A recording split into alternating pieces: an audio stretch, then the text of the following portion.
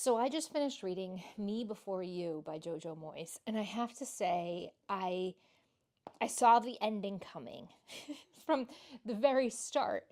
I saw exactly how it was going to end. I mean, there was some question there about whether it was going to end that way or not, but my gut was it was going to end the way that it did.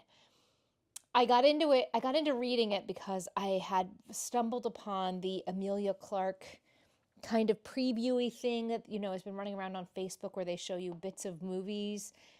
And I was like, I think I want to watch this one, even though it might rip my heart out. I think I was prepared for the heart ripping, so it didn't rip my heart out, especially because I knew the whole time what was going to happen, so my heart stayed perfectly intact. Though I was hopeful. I kind of like I kind of like the ending and the way that it went, the way that they did it. There were a number of things I really appreciated about this book.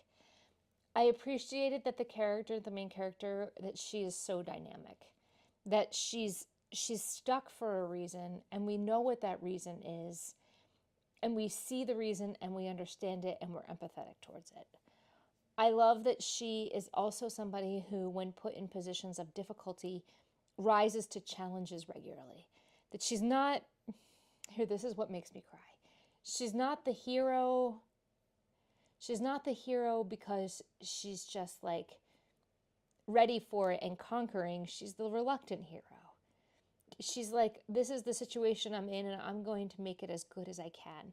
And she makes some pretty crappy decisions along the way, let me tell you. There are moments where I'm like, no, don't do that. And she goes and does it anyway. And I'm like, ugh. But that's part of the journey is you get to watch somebody make mistakes because we all make them. We're all imperfect human beings. And so I really like that she's imperfect and that she doesn't do it well all the time. I like that her family is dynamic and they do things that I don't expect, and that is also fabulous. I really like that her sister rises to the occasion and like is a real support to her even though she's at times not a real support to her. Um I like that the two main characters have a bumpy road, but they really are able to speak to each other in ways that they can't speak to anybody else. That that heart connection makes me happy. There's a meme going around right now that says something like, when we're little, we always think we're going to meet people who resonate with our hearts and make our hearts like glad.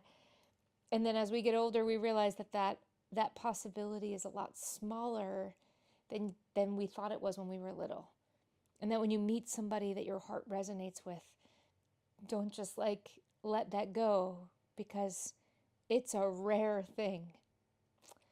And so I really liked that Clark, as he calls her Clark, and Will are able to connect on a really deep level, especially at a time when Will really needs that connection. I liked it a lot. I didn't cry as hard as I expected to. I got a little emotional, like even thinking about it now, I'm emotional, like my throat is tight. And there is some like tears coming at the back of my eyes, but they're not going to drop, I don't think. It was a really good read, and and it went by really fast. I was like sucked in and really wanted to know. Um, and I am interested in its sequel. And so I'll give that a peruse at some point. So there it is. And I know some of you are like, it's an older book. It came out in like, I don't know, probably it was set in 2007, maybe 2009, maybe 2010. So it's an older book, but I really appreciated it. And I appreciated the setting, and I appreciated the small life that they were living. But you can't stay small. And I think the part of the message of the book as well. You just can't stay small.